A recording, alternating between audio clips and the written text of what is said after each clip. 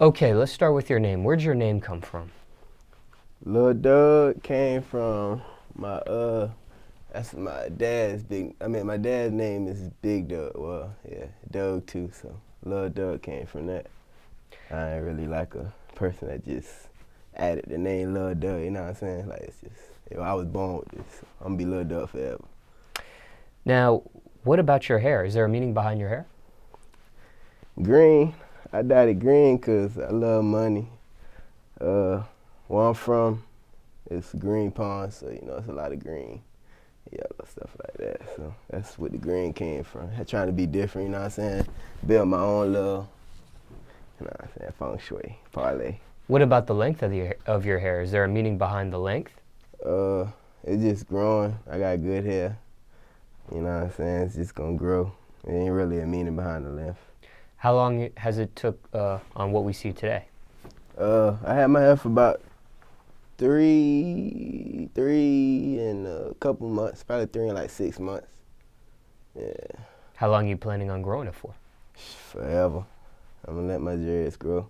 But I don't want them too long, like when they be scraping the ground and shit. I might snip them up a little bit when they get down my back.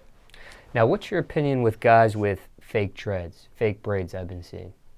I mean, that's you. If you want to put fake dreads in your hair, I mean, a fake whatever weave. I mean, man, I ain't really a fan of all that. But I mean, you do what you want to do. I mean, with your hair, have you faced any like discrimination or stereotyping or profiling? I mean, yeah, I got dreads. I'm a black man with dreads, so, and I got green dreads. That don't make it no better, but I mean, they gonna stereotype me regardless. But I'm gonna keep doing what I want to do. Any crazy experiences with it, or? Yeah. We was in the mall one day, and this lady asked if she take a picture because she said, some white lady, I don't know if she was being racist or whatever, but she was like, I never seen a monkey with green hair, and took a picture. She wanted to take a picture, but I was kind of looking like, I don't know if you being funny here, or you know what I'm saying? It was kind of crazy. It was real crazy, to tell the truth. That sounds very racist. Yeah, I was real racist. How'd you handle that situation?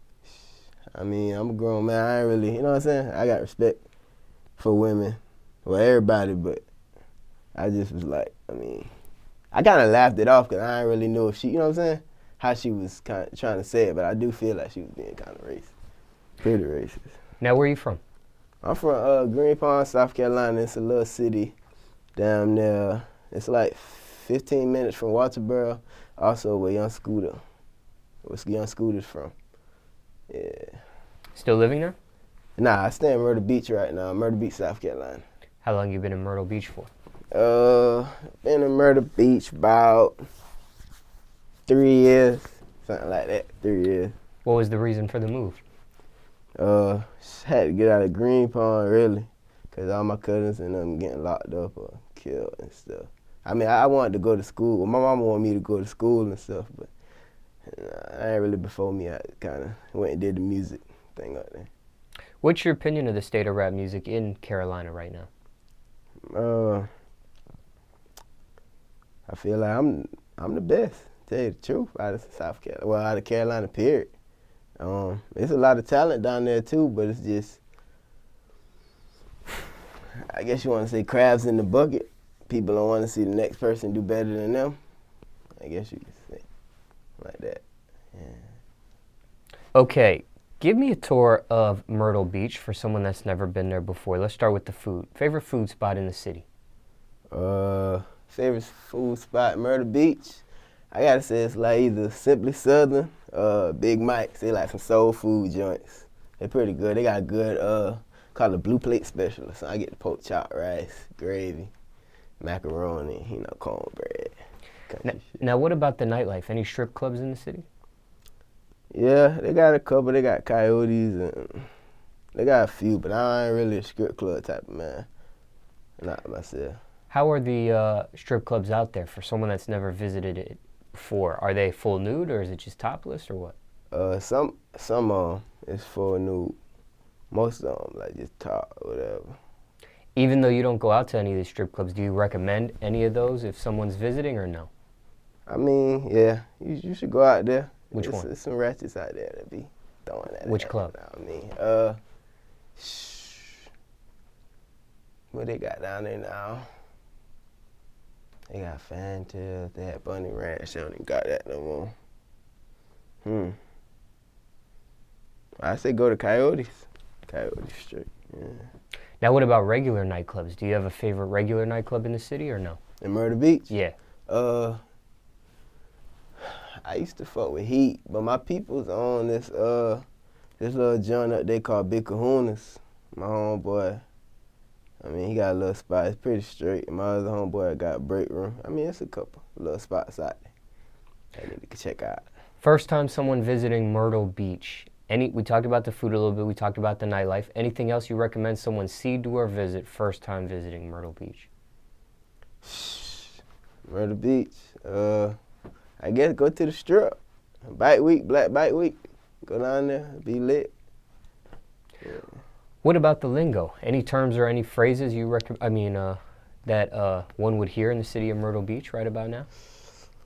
Myrtle Beach. Yeah, you got like we be saying, you know it. What else we be saying? What else we be saying, Michael? Let me think. Would be I'm trying to think. It's a lot. We say a lot of different stuff down there, you know what I'm saying? But it's just like a lot of lingo going around. Everybody trying to kind of bite too. But it's like, we be saying parlay, feng shui, you know what I'm saying? Like, what do some of those terms mean? Like, parlay, like my parlay, like my, you know what I'm saying? My swag, my dad, whatever, you know what I'm saying? And feng shui, same thing. That's my homeboy, Low Country. That's his little thing, you know what I'm saying? Yeah.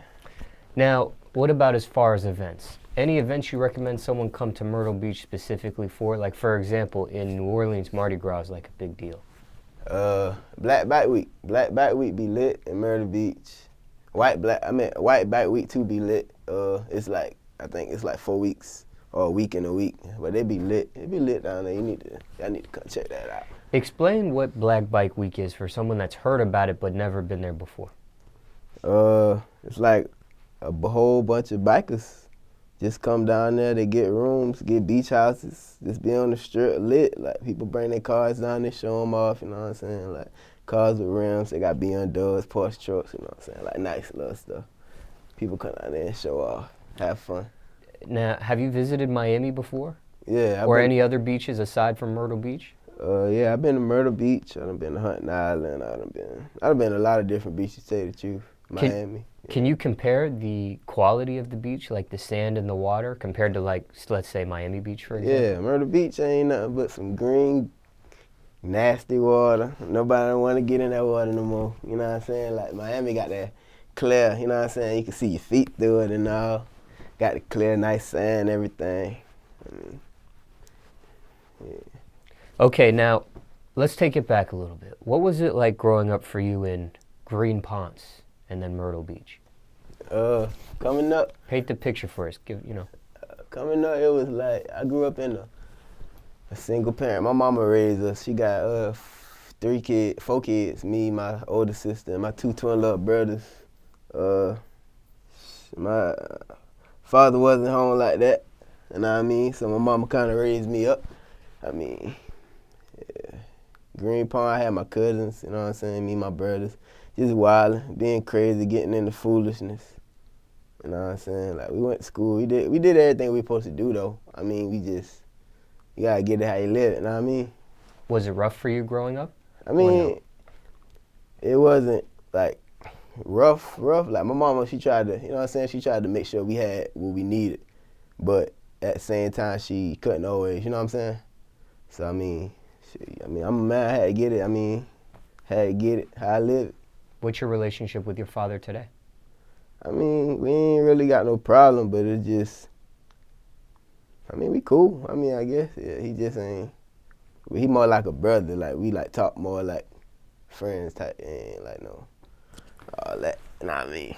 Now, your school years, what was it like for you in school? What type of student were you? I've been the class clown. I mean, I used to get my work done. I used to always be getting, like, kicked out for talking, laughing, clowning. Me and my cousin Magic, Sally, E. She used to be out there. We used to be wild. We used to get our work done. All of us graduated and stuff, you know what I mean? But we just was wild. We was always the head of everything. Whenever something was going on, they knew we had something to do with it. Graduated high school? Yeah, I graduated. Tried college? Yeah, I went the college in Myrtle Beach for a little bit. But it just, I couldn't. I mean, I could do it, but it was just like, that's not really what I wanted to do. I was more in love with music. Dropped out? I mean, yeah, you could say that. What year? Freshman, sophomore, junior? Junior, really. Going into my junior year. What were you majoring in at the time? I was doing digital arts, and I was doing welding. Yeah. Looking back, was that the right decision for you? I mean, yeah, because you're supposed to follow your dreams, you know what I'm saying? You're supposed to do what you want to do, not what other people will want you to do. So, I mean, and it got me this far right here. I'm here sitting with you talking to DJ Smallz. Let me ask you this. If you could go back in time, would you have even attempted college? Or would you have just not even gone college and went straight to the music? Nah, I mean, I'm glad I went to college because that helped. Like, college is a good thing. It helped you meet a lot of people. Like, a lot of different people, different places, you know what I mean? That's how I met my homeboy, Mike Mixit, producer or whatever. He make all my beats or whatever. But that's how you meet a lot of people networking and all that college. So I tell everybody to go just for the experience, even if you don't really want to. You know what I'm saying? Like, go for the experience. Now, what about jobs? What jobs did you have growing up, if any? I was always in love with money, so I was hustling. Like, I was selling candy, chips, soda, CDs. I was selling everything. I think when I had turned like probably 15, I had got a job at, what was my first job at? I think it was IGA, a grocery store. But I was working at Zaxby's and all that. Them boys tried to, they fired me from there because they ain't like me there. They used to tell me I used to have like the wrong color khaki pants to work and all that. And they put me in the chicken suit one day, to serve the little kids. And I went outside or whatever. So I'm out there, just playing with the kids and all. I came back in, and when I'm leaving, they was like, you could leave and you don't gotta come back. So I'm like, whoa, like what you talking about? So when I left, they called my mama or whatever, told her it was like, he was flicking off the little kids in the chicken suit and stealing brownies out the freezer and all kind of stuff. It was wild though, but ain't none of that but true. They just ain't like me there. Is that hot to wear the suit? What's that like wearing the suit? Just curious. Huh? The suit, the chicken suit. Is it hot when you're inside the suit? Yeah, it was kind of hot. But it was kind of hot. But I ain't had to go cook no chicken tenders and nothing. You know what I mean? I'm outside socializing with the females and little kids. Other than that, any other crazy stories dealing with any of those jobs you just mentioned? Anything out of the norm? I was a little bad. Yeah, when I used to work at this grocery store, I used to have girls coming through. I just went wild. Yeah, I used to do some wild things. Now, when it comes to your parents, you talked about growing up single-parent household. You had siblings, right? You said you had two twin little brothers, Justice and Malik, and I got an older sister, T. So are you kind of in the middle? Yeah, basically. Basically, right? Child, yeah. Anybody else raps in your family aside from yourself, or? Yeah, I got my cousin DG. He rap. He from Green Pond too. My brother Magic, Sally. I got a couple people that rap, but like really take it serious. I think it's just might be like me, DG. I mean, all I could really think of right now. That would really take it serious. What does your family think about your career? I mean, they like everything I do. Anything I do, they always taught me be the best at what you do. So it's like, I mean, they love it. If I like it, they love it. Worst thing you put your parent through? Let me think. What the worst thing I done put my mama through? I done been. I don't want to talk about all that on camera. I done put her through a lot of stuff. What's your message to the youth overall? Message to the youth: be you. Do what you want to do. Don't listen to what nobody else say. If you have a dream, chase it. If you want something bad enough, Like, you could do whatever you want to do. Like, don't never let nobody tell you you not, you know what I'm saying? You're not great. You can't do what you want to do. Like, just do what you want to do. Go to school. I mean, be rich. Yeah, I guess. All right, let's talk music a little bit. All right, let's do it. How'd you get into rap music? Tell you the truth, when I was like first grade, Bow Wow came out, Lil Bow Wow. And I don't know, I was like a real big Bow Wow fan. My sister had all the CDs and stuff. And I just was like, man, Bow Wow, that nigga, like, he got the girls, the money. He had braids. So I was like, man, I want to grow my hair. I got cornrows, had the beads, everything. And then after that, I was like, man, if he could do all, you know what I'm saying? If he could make this music, I could do the same thing. And I started doing it when I was a jit. What age do you think this was? Probably like rapping, like really, like I made my first song. I was rapping since I was little, but I made my first song was like 2008, probably 2007. I made recorded my first song. Who were your musical influences, or who inspired you, if anybody? Aside from Bow Wow. Because you did mention Bow Wow. Yeah, I used to look at Bow Wow, and I've been legit, but I used to, shit. Everybody that's doing good, I look at everybody like, everybody motivate me. If I see you getting money, you know what I'm saying? I respect it. I respect everybody grind. How many years would you say you've been perfecting your craft for? I really perfecting this motherfucker like now, probably like 3-4 years. Like, I've been doing this, like probably like 2 years, like perfecting it, going in, getting everything right. You know what I'm saying? How to find my sound or whatever. Do you remember your first rap or what you were rapping about back then? Yeah, my first song I did was off of that Yo Gotti, I forgot what Yo Gotti beat that was. That dun dun dun dun dun dun. But I made a song called Always Stunt. Like, yeah, I remember. I was legit. What was it crazy. about? It was Always Stunt. It was like, when you see me in the mall, what I'm doing stunt. When you see me at the club, you know what I'm saying? I was just young. I was probably like in 8th grade, 7th grade. That's crazy you remember that. Yeah, I remember. Every song I do, I remember every lyric. Now, when it comes to the music industry, what bothers you the most about it at this point, if anything? What's your biggest pet peeve with it?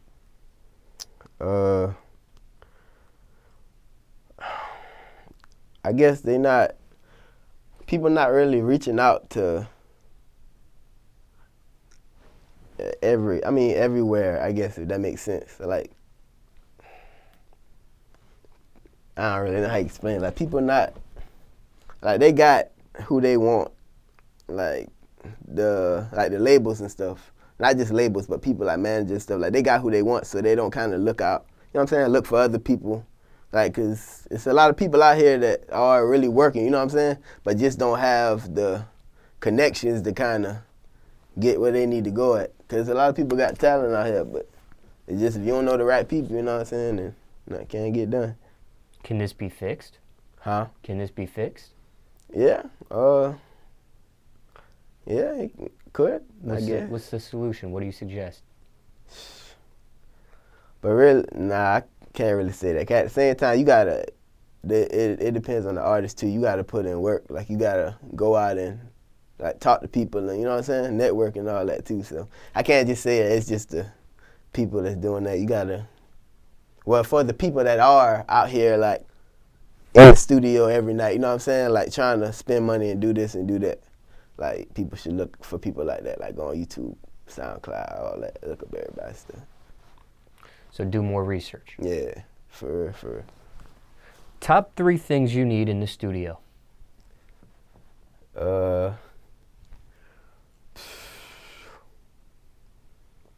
Really, I just need some raw beats. Mike make my raw beats. As long as he send me some raw beats, I'm Gucci. Talking about your producer? Yeah, my producer Mike mix. As long as he send me some raw beats, I'm Gucci. I mean, give me some good gas, you know what I'm saying, get my mind right, and good vibes, really. As long as my little brothers and them in there, like people that are, you know what I'm saying, like that kind of got good vibes, then everything be kind of straight, because I know I'm kind of safe, you know what I'm saying, like everything Gucci, I kind of do how I want to do, I don't got to be worried about nothing. What strain of marijuana? I like Sour D, low key, you know, OG. OG straight too. I fuck with OG, but I like Sour. Craziest studio story, if you have one. Crazy story. It was me, my little brother Malik, and my engineer, grown man. We was down there recording, and my father hit me up and was like, he wanted to see his son in the studio, this and that, this and that. So my brother was like, yeah, you might well let him come. So I went and pick him up or whatever. He came with us, but he had a cooler full of nothing but liquor. Like, it was crazy because he was just kept going outside when I'm recording, pouring up. He came back in there, was drunk, was loud. I'm recording. Like, when I'm recording, you can hear him talking in the back of all my songs. So we like, hey, you got to like chill out, shut up. So he done fucked around down, been too drunk, went to sleep, stopped snoring. So his snoring in the back of all my songs. It was crazy that night. We was just wilding. That was a funny night, for real. Now, when it comes to beats, I'm sure you get a variety of beats. Mm-hmm. Has there been any beat that you received that you passed on and it became a bigger song for somebody else? I don't think so. What's the realest song you ever wrote so far in your whole catalog of music? The realest song I wrote a song the other day called "The Sun Gon' Shine" off of that Eminem Mockingbirds beat. I feel like that's like one of the realest songs. I was spitting something about my life, like how I had to grow up, you know what I mean? Like, all that, for real. Risk versus reward. What's the biggest risk you took for your music career so far? Shit, biggest risk? I took a lot of them. Like, just coming to the, like, just picking up and coming to Atlanta, like, hoping that I meet people, you know what I'm saying? Like, spending money on features and all that. Video, I mean, everything. Everything a risk when it comes to music, you know what I'm saying? Because nothing is certain. Proudest accomplishment so far in your music career? I got a few features. I got a feature with Schoolie. I got a feature with 21 Savage. I got some stuff in the works.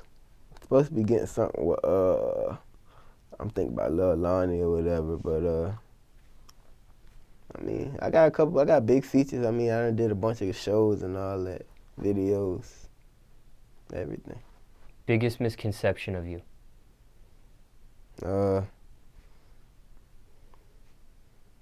People just think, I don't know what people think. I really don't give a fuck, they the chick. Fuck. Craziest rumor you heard about yourself? I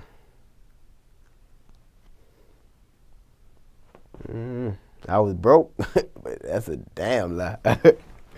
Yeah, that was the only thing. Now, what are your keys to success? My keys to success: work hard, like, just work hard, like, be dedicated. Whatever you do, be dedicated to it. Like, do it. If whatever you want, whatever you put your mind to, do it. Never let nobody else tell you can't.